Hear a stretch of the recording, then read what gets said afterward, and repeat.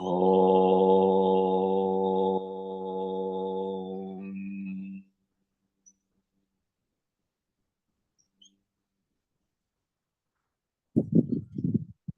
Om Sahana Bhavatu Sahana Bhunaktu Sahaviryam Karvavahai Tejasvinavaditamastu ma Vidvishavahai.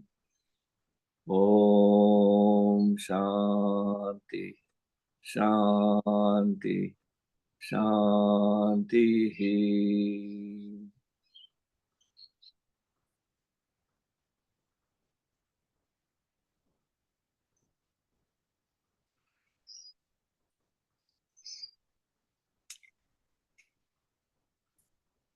We are on chapter 32, page 230.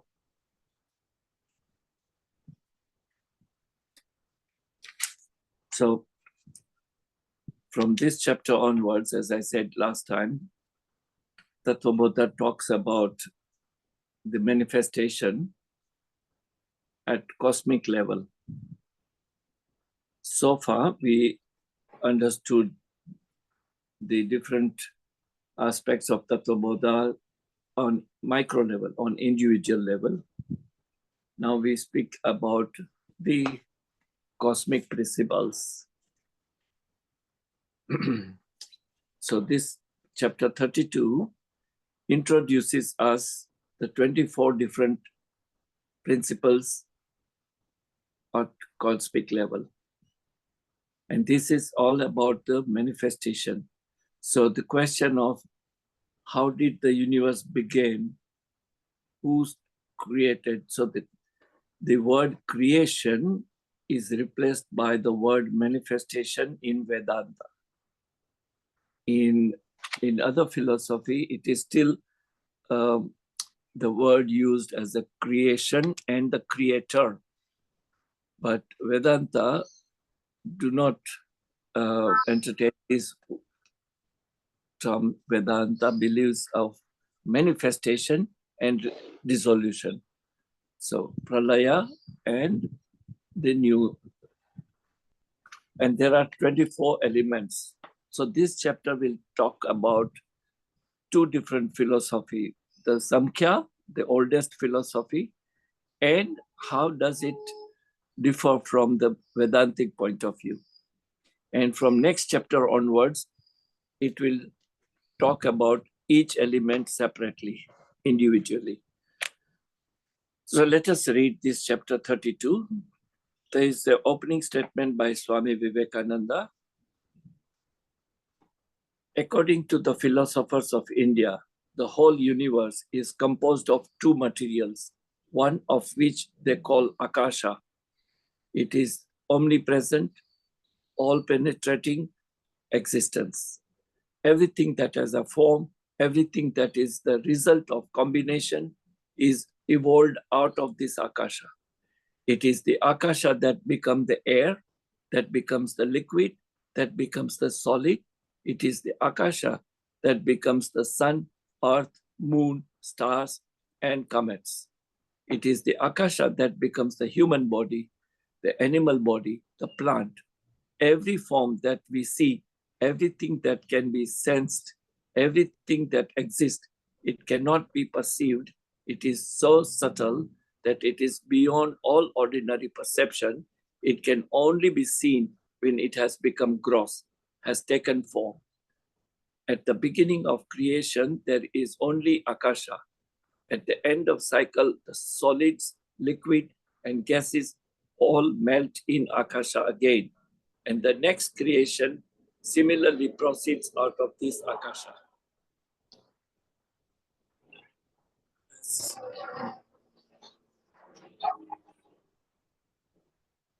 As I have mentioned earlier, different classes, that it is only in our Sanatana Dharma the element of Akasha is included. In all other philosophy, they have the other four elements except Akasha. So Akasha is a very special introduction by Sanatana Dharma. And it believes that it is this Akasha. Now, Akasha is just the name. In reality, the space is considered as Akasha. Now, the space for you and me contains nothing. It's nothing. But it is no thing. It is not an object, but it is the subject itself. It is a space that holds every shape and form, every object, however subtle it is. Everything exists in that space, in that Akasha. And Akasha exists in the object. So there is a this is some very important to understand why the element of Akasha is emphasized as the significant, vital. In Vedanta, there are two terminology which we should understand. There is something called Veda. Veda literally means knowledge. Yeah? It literally means knowledge. Now, Veda, approximately 70% of Veda literature is karma kanda, which is rituals. And only 20-30% is the jnana or knowledge part, which is considered called Upanishad. Vedanta is the second term, which means end part of Veda, which in other words, Upanishad. So when we talk about Vedanta, we are essentially talking about Upanishads and not Vedas. There is a slight difference. So Upanishad is only about jnana or knowledge, wisdom. Now, in this Upanishad, in this Vedanta, there are different philosophies, different beliefs. As I said, creator, creation, Purusha, Prakriti, or Ishvara, and demigods, and individual Jiva. The Tattvabodha is out of the philosophical school called Advaita Vedanta. Yeah, Advaita Vedanta is non-dualism. They believe in oneness. So according to Advaita Vedanta, there is whatever that we have read so far about that we are not the body, we are not the mind, we are not intellect. The consciousness has different state of consciousness. When we are awake, when we are in the dream state, and when we are in deep sleep. But all through these three different states, there is one thing which is common, which is the fourth state, Turiya, which is consciousness. All this comes from Advaita Vedanta. So this chapter 32 talks now about cosmic manifestation. Now, very important, do not get confused. The start of this chapter is based on Sankhya philosophy. The reason is the Advaita Vedanta accept certain principles laid by Sankhya philosophy with some minor modification. So they introduced 24 elements as a principal element of cosmic manifestation, according to Sankhya philosophy. The Advaitans, the Advaita philosophy, accept them more or less, except the concept of Purusha and Prakriti, or let's put creator and creation. So Sankhya believes that there is something called Purusha and something called Prakriti. Now, Purusha, it literally means the creator, the one who created. And Prakriti is the existence, the manifestation. And that is what Advaita do not believe. That is what is not accepted by Advaita. So keep this in your mind before we read. Once again, back to our starting point of Akasha. There is there are three kind of space that people can perceive. Acharya, Mahaakasha. Acharya, Yes. sorry, one slight this thing. So Purusha and Prakriti, Purusha is the creator and Prakriti is the existence. Has Prakriti been created by Purusha, or it is already existent and these are independent of each other? So Prakriti is, technically speaking, it's not created, but it is part of Purusha. It is one of the quality of Purusha. So with the help of this quality of Purusha, the Prakriti, their different name, Prakriti or Maya or ignorance, Agyan, is the base, a material cause of the manifestation.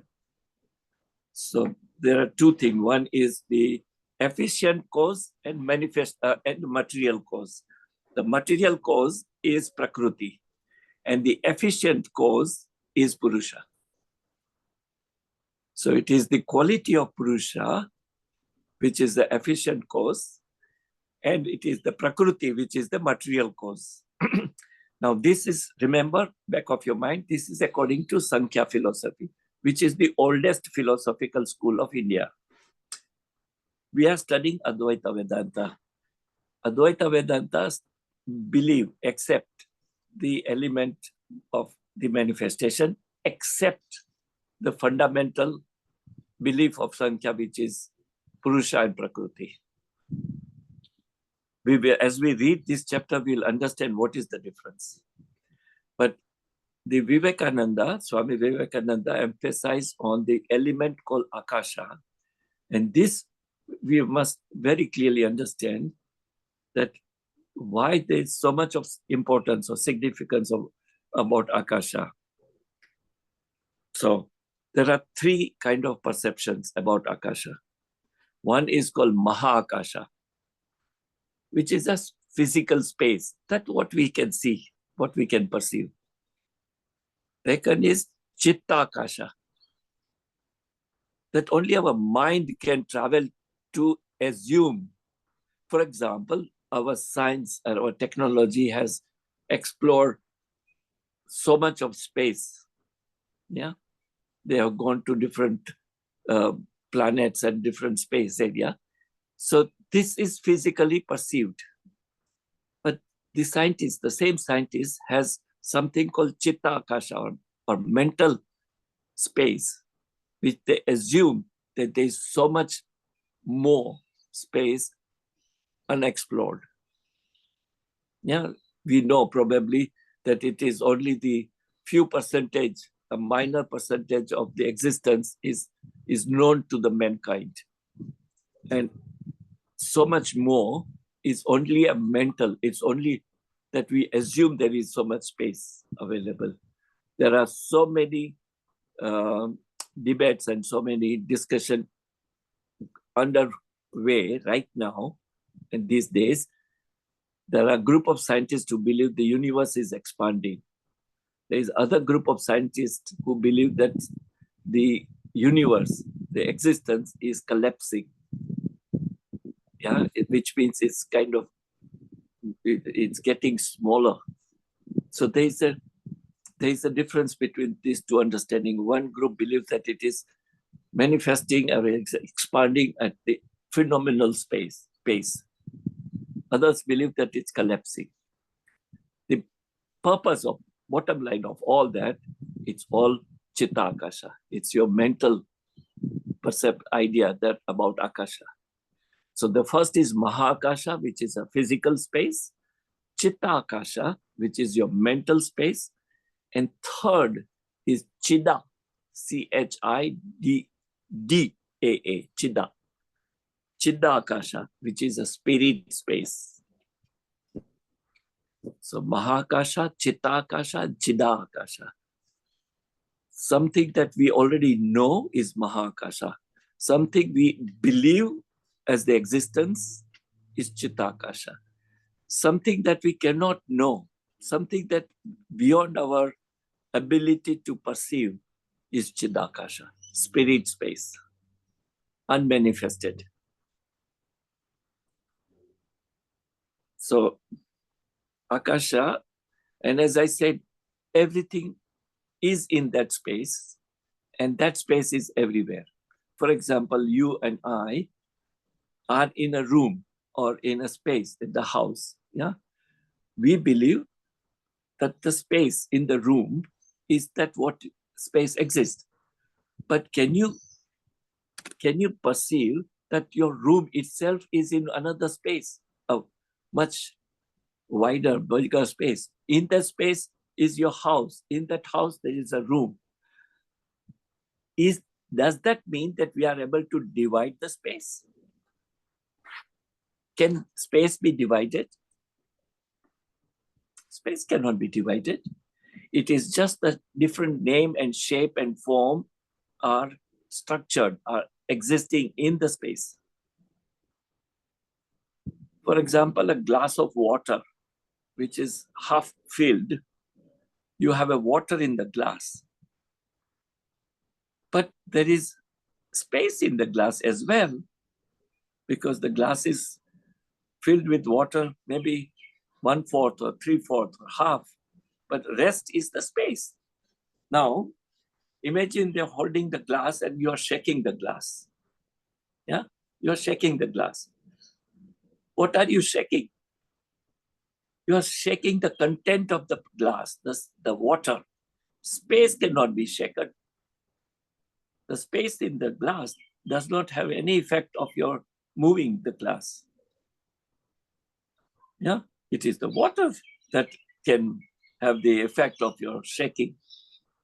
The space in the glass remain as is, because that space is holding the glass. Without the space, the glass is not existing. Similarly, the third example of balloon. You blow a balloon, what are you blowing it with? Air. Yeah. So there is air in a balloon, and the balloon is floating in the space, and space is the generator of the air. Air is the second effect of the space. Space is the cause of air. And this is what we are going to understand from this chapter onwards. So we continue reading. Cosmic creation. Tattvabodha has definite plan. It initially discussed the creation of the living individual. Now it takes up the cosmic creation. We have seen that the creation of the individual soul follows the procedure of causal through the subtle to the gross. The same process is followed in the creation of cosmic as well. So the process of creation is the same, whether it's the micro level or macro level. In the following pages, the discussion on Advaitic concept of creation has been mentioned. Before going to that, schematic representation of the Sankhya concept is given below. So now we are trying to follow what Sankhya has introduced. Now we shall discuss the method of the birth of the 24 cosmic principles. 24, which is Chatur Vismasti.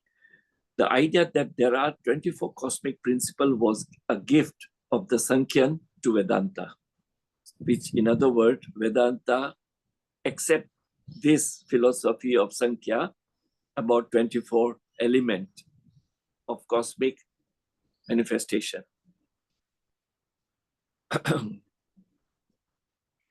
So, Sankhya is the oldest philosophy in India. According to tradition of the sixth system of Indian philosophy, Sankhya and Yoga are a group, Nyaya and Viveshika are a group, Purva and Uttara Mimamsa are a group. These are the different names of school of philosophy. Sankhya was the discovery of Kapila, the great sage of ancient time. His philosophy is that there are two eternal principles.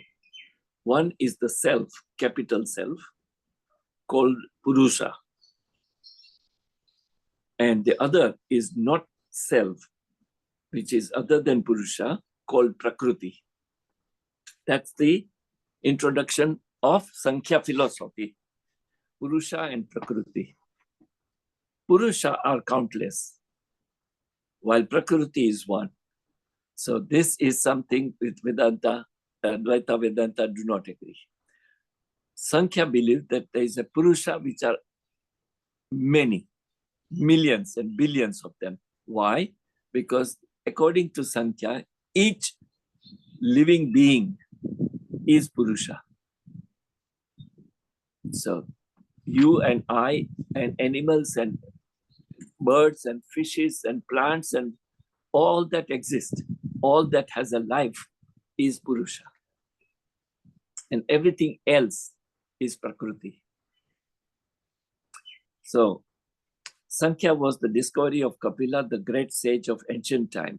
His philosophy is that there are two eternal principles. One is the self, called Purusha, and the other is not self, called Prakriti. Purusas are countless, while Prakriti is one. Each one of our self or soul is Purusha. Kapila believed in God too, but later Sankhyans have perhaps sidelined Ishvara. So Kapila per se, as a sage, he had the faith in God, which is unmanifested, what Advaita believes called Brahman. The Kapila called him God, Ishvara.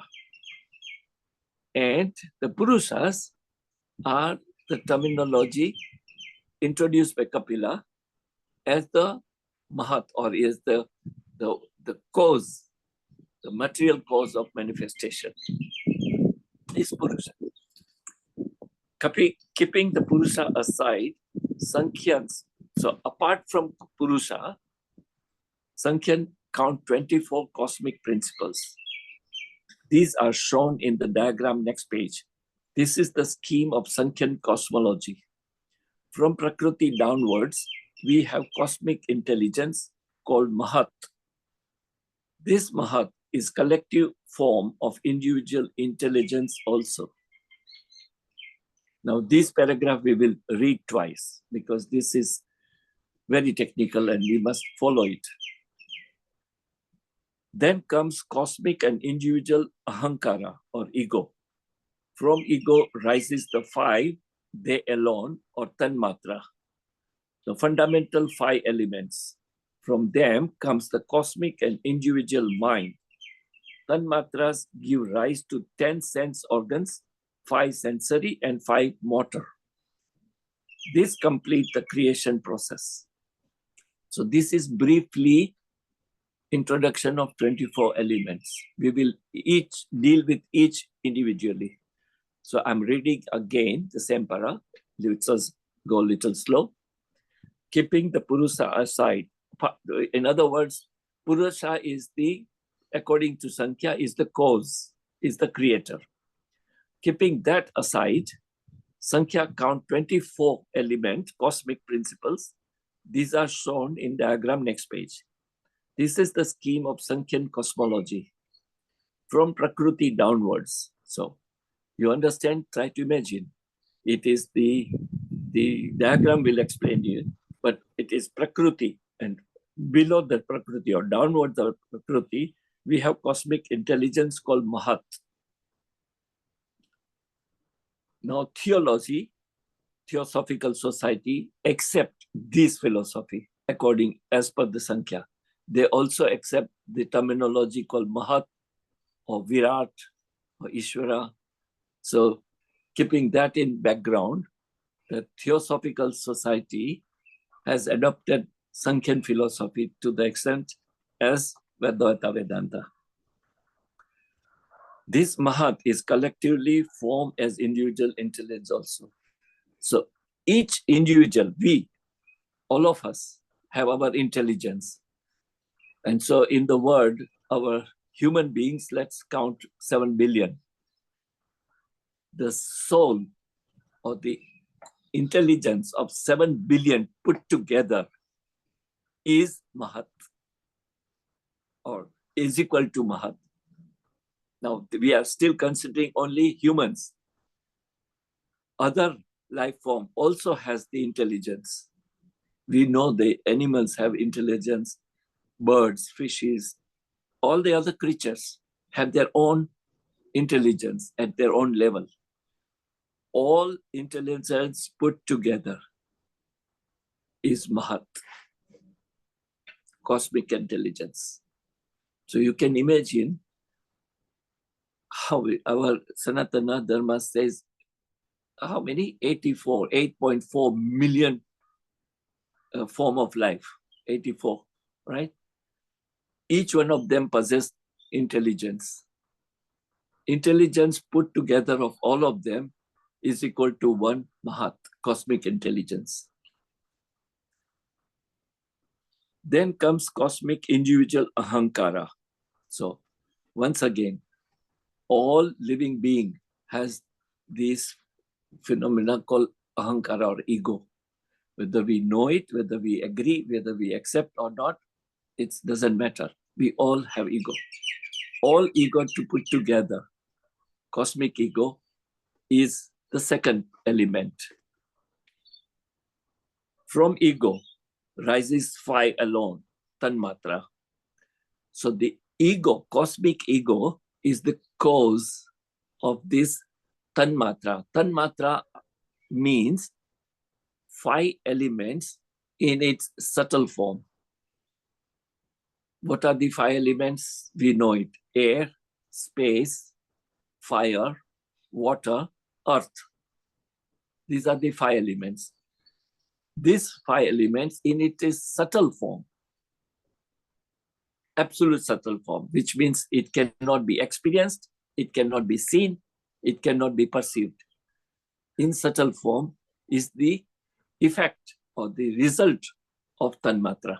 These are called tanmatra. Tanmatra comes from ego, remember. So there is a ladder which we'll explain in our diagram. The fundamental five elements, from them comes the cosmic and individual mind. So what we call our mind, yeah, or cosmic mind, that means the mind or ego of Mahat, is from this tanmatra in subtle form. The tanmatra gives rise to 10 sense organs. We know that we have five organ of action, five sense organs. Indriya, the karmendriya and gyanendriya. This comes from the tanmatra. So here is the page 232, the diagram. As you see, the Purusha, which is shining, stand apart, and parallel is Prakriti, which is star, the existence, the manifestation, Mula Prakriti. From the Prakriti, there is something called cosmic intelligence, which we understood. Mahat, which is the sum total of all intelligence. From that comes Ahankara, ego, cosmic ego. I will stop here to come into slightly deviation of Advaita Vedanta. From this point of Ahankara, the Advaita Vedanta has different philosophy. So, which we will read, but try to come back to this point when we are reading, that it is the Ahankara which brings about five subtle animals called Panch Tanmatra. And this Panch Tanmatra brings about the gross element, Panch Mahabhuta. This Mahabhuta is the gross form of the subtle element. And from this Panch Mahabhuta are the mind, Gyanendriyas, or sense organs, and Karmendriya, organs of action. Please stop me if you have any doubt or if you do not follow it, because this is very important to follow correct. We must know what does it mean. and not simply read it. Is it clear? Can we proceed? I believe it's clear. Can I get the greed that I see all of you?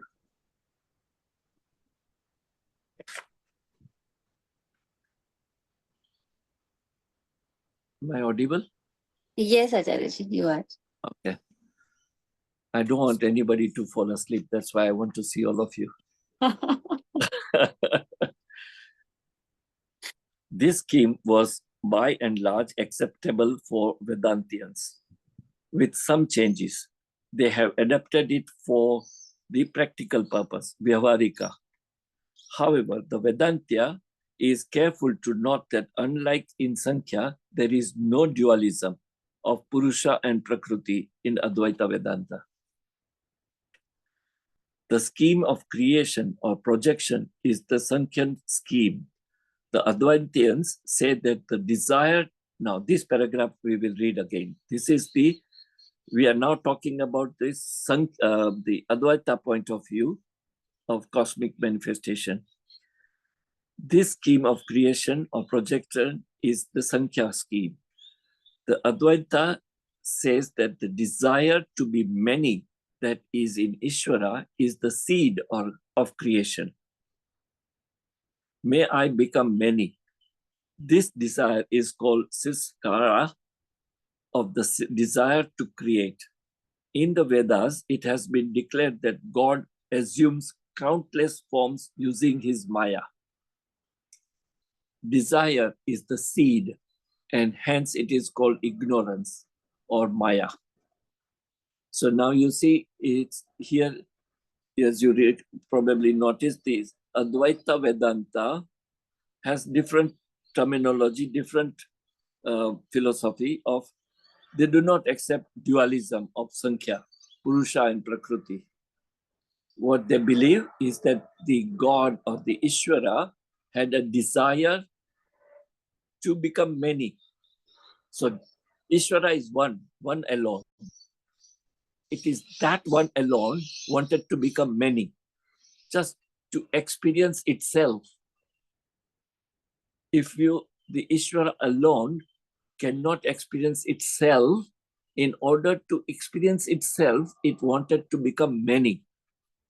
So this was the cosmic desire.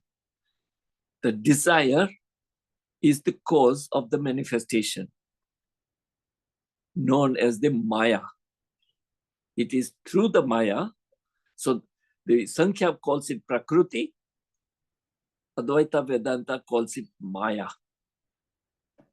It is the Maya which is nothing but part of the Ishvara or Brahman, which brought about the manifestation. So that's the vital difference between these two schools of philosophy. So if you see the first diagram on page 233, Advaitic creation, Brahman and Brahman plus ignorance. What is ignorance? Maya. So when Brahman is associated with Maya, so what is the Maya? It is the desire to become many. In order to become many, it had to use its own power to manifest. And what is the power of Maya? Power of Maya are two. Hiding the reality or hiding the Brahman and projecting what is relative truth, what is not absolute truth. These are the two powers or quality of Maya or ignorance. So the Brahman, which is the material cause of manifestation, is known as the fourth state, Turiya. And the Brahman, together with Maya, its own power, is called Ishvara, the causal state. Ishvara is the causal state. Why it is the causal state? Because it had a desire to become many. So desire is the seed, and hence it is called ignorance or the Maya. This seed will be hidden in Ishvara at the time of dissolution and during creation. Ishvara, endowed with the power of Maya, projects the universe from causal to gross. The projection needs material and some intelligence. Both are God Himself. So Brahman is the efficient and material cause of the universe. You see that? Yes, please. The desire to become many. I didn't understand this point. Desire to become many. Yeah. So this is the, try to imagine the Advaitic point of view. They had to explain how the manifestation happened. So they believe the Brahman, which is Nirguna Swarupa, which is shapeless, nameless, right? It is just an energy. Now that energy cannot experience itself. So it developed a desire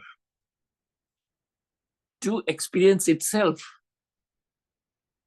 In order to experience itself, it had to become many or become other. So from other point of view, which is we are the others, from that point of view, that Brahman alone is reflected as Jivatma in all of us, is the reflection. So in quality, in reality, the Jivatma, which is Atma part, not Jiva. Jiva contains many other qualities, but Atma, which is pure soul, is equivalent to Paramatma or Brahman. So it was the desire of Brahman to experience itself.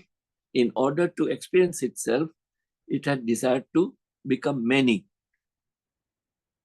And that was the power of Maya or ignorance, that it could bring about the manifestation. And that is called Ishvara. So Brahman, which is Nirguna Swarupa, Ishvara, which is a Saguna Swarupa, which has a name shape, because it is associated with the ignorance or Maya. And that is the cause of Prakriti, which is the manifestation. And Prakriti has two powers. One is to hide the reality, which is Brahman, and project the manifestation, which is a relative truth. It is an appearance. And Advaita Vedanta calls it a superimposition on Brahman. All right? Ishvara has also no shape, no size. The concept. It is as good as Brahman. When we talk about Ishvara, so that is Brahman only. That is a concept, that is a superpower. So for us, what we know as God is the Saguna Swarupa, which is the shape, name, form that we have given to Ishvara. And that's for us a practical Vyavarika point of view. It's a God. We cannot assume, we cannot perceive something which has no name, shape, form. Now that's our ignorance. That is our ignorance, that we cannot perceive it. We cannot experience it. It's unknowable. Until you take that as a reality.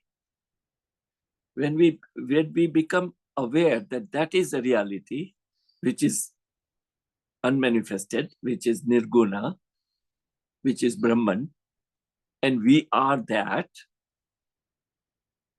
that is the difference between ignorance or Jivatma and Brahman, or call it Paramatma.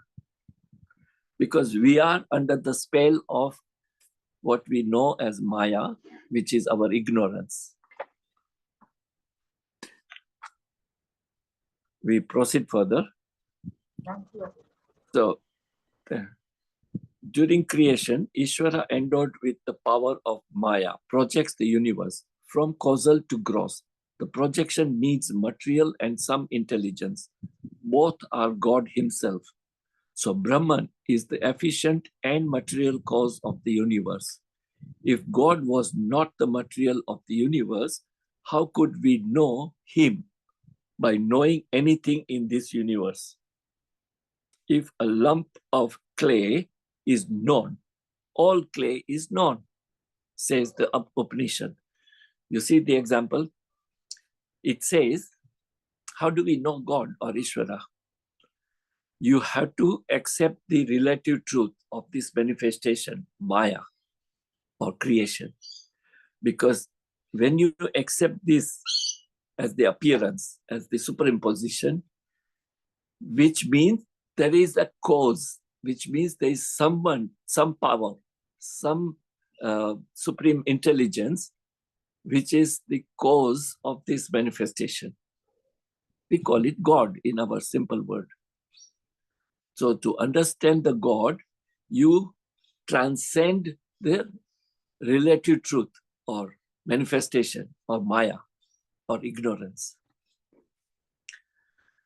So the example is to know the clay. If you pick up a lump of clay from your backyard, the quality of that clay is the same as the entire backyard, the clay in backyard, because unless there is a patch of different clay that you have used. So this is a Upanishad example. In Upanishad, it is mentioned by knowing a lump of clay, you know the entire clay. So by knowing the quality of this relative truth, you know there is a cause, material cause and efficient cause. Both are God itself. And that God, call it a God, Ishvara, is the cause of the Prakriti, of the existence. While giving the example of creation, so Brahman or God creates everything and pervades everything, and hence he is everything. Owing to ignorance, we do not see him, but see the name and form alone. You see, we can only perceive a Saguna Swarupa of its existence. We cannot see the Nirguna Swarupa of the Brahman or the Supreme Intelligence. So the last image or diagram on the same page, it says, after enveloping Avarana Shakti, there will be projection, Vikshepa. And this brings about space, Akasha, air, Vayu, fire, Agni, water, up, earth, Prithvi. And when it is combined together in a what is called Panchikarna, it is gross elements, Mahabhuta, Pancha Mahabhuta, space, air, fire, water, and earth, as we know. So when it is in subtle state, it is known as Hiranyagarbha, subtle state. And when it is in gross form, it is known as Virat. So the phrase used for the Panchamahabhuta is Virat. But Virat is the result of Hiranyagarbha, which is subtle form of 5 elements. So this is introductory of 24 principal elements of cosmic manifestation. We will end it here today. From next chapter, it deals with each element independently, individually, starting with Maya.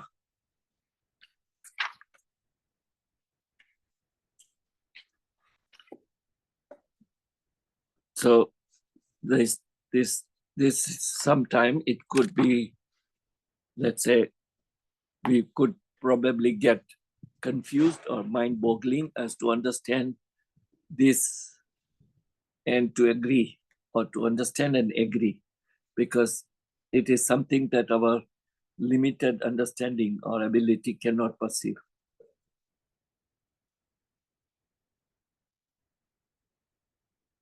And therefore, one must study it again and again. Our so-called scientific mind will have 100 questions, for sure. But there are certain reality which is beyond our understanding. We have to accept and agree that no matter how much we are advanced in terms of science and technology, there are few things that we still don't know. And there are not few, there are many actually that we do not know. As we proceed further and as we read further, we will know. The sages, they say that in spirituality, asking question why is a wrong question.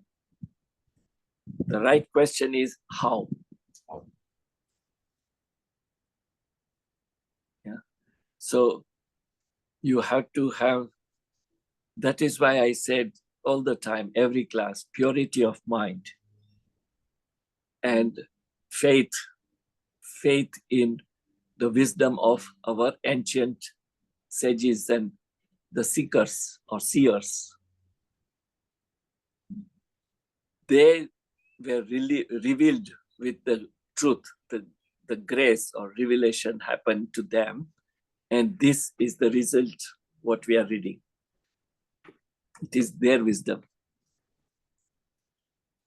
So either we question their wisdom or take it as the foundation and then make it our personal understanding and experience.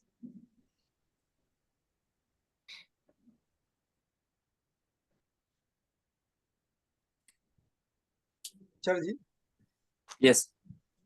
sorry again, I'm a very beginner. I'm happy that you are attending. And I also noticed that you are not only attending, but you are attentive. You are making notes, and I can see that you are engrossed in what we are doing.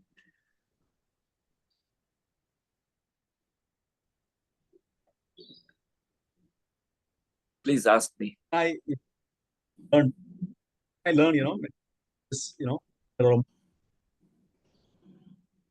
I'm sorry, you are breaking up. Can you repeat? I said, how can I learn more and better what, to explain today? To be honest, very difficult for me. I Because understand. I don't have that background. Yes, I can imagine that. It's perfectly normal. My suggestion is that if you find this interesting, read this book, Tattvabodha, from the beginning. Maybe 1 page a day. That's okay. Just 1 page a day. Make a note of points that you do not understand or you find it difficult. Make a note. Prepare your own notes as you proceed reading and share your points. Ask your doubt, and then we go. Because unfortunately, we have started some time back and you were not at their time.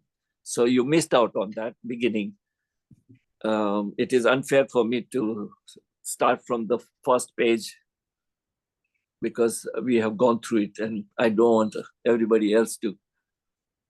So please read by yourself a page by page from the beginning, make a note, write down your questions or your doubts, and then we deal with it.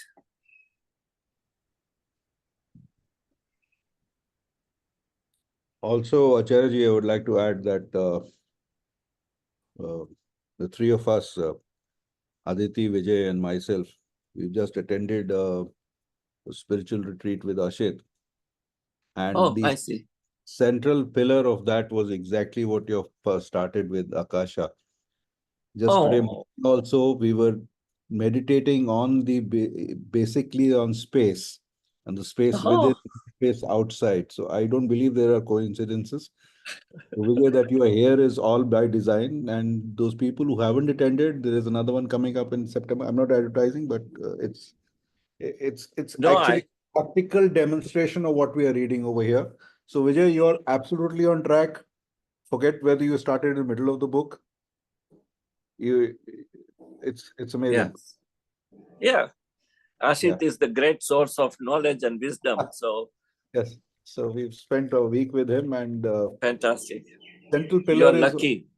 yes, Acharya. Yes, we're very fortunate. Very fortunate to Yeah. be with you also, and we will be fortunate more when both of you will be there together in December. Really looking forward to that. Yeah, I know. And so just today morning also we were discussing on the space, and we were meditating on the aspect of space. And here we are discussing and reading what Swami Vivekananda has to say about it. It's Yeah. Yeah. absolutely, it all just falls There into is this element, Akasha, was in the beginning not very well received by many Western thinkers, Yeah. although they believe in Sanatana Dharma, although they believe in Advaita Vedanta, although they go by it and they spread the message of Advaita Vedanta, but they were not convinced about the space, Akasha Tattva. And there has been so much of discussion among themselves. Finally, most of them have accepted as the vital force of manifestation. Yes, Acharya. It's surprising now that this entire basic of this course, which Ashit had planned, is basically on these findings and the research done by a gentleman called Dr. Joe Dispenza, who's and again American, and he has worked extensively on space, and it is he who is now teaching us what what Vedanta is all about. This is what I mean, cosmic mind. Yes, Acharya. This is what I say, Akashic record. Akashic record is the record that holds every single thing that takes place here or elsewhere in any part of the manifestation. That's correct. And we get connected through that Akashic record. I had no knowledge of your meeting or your retreat or the subject of it, And but yet we are connected. Yes, we all fall into place. Wonderful. That's so nice to know.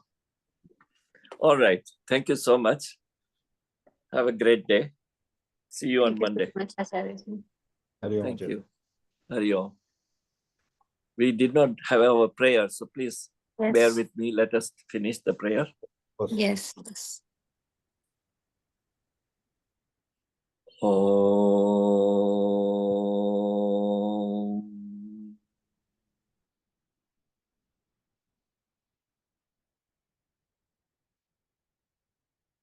Asato ma Satgamaya Tamaso ma Jyotirgamaya Mrityorma Amritam Gamaya Loka Samasta Sukhino Bhavantu Loka Samasta Sukhino Bhavantu Samasta Loka Sukhino Bhavantu Om Shanti Shanti Shanti.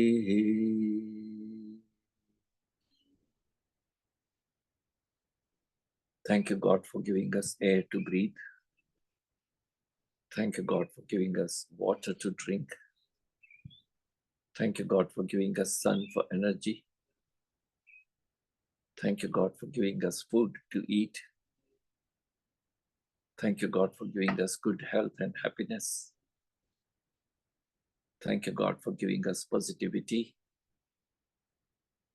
Thank you, God, for giving us all that we deserve. Thank you, God, for your love your protection, your guidance, your blessings.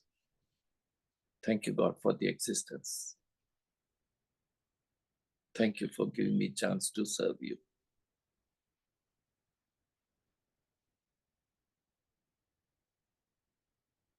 Thank you.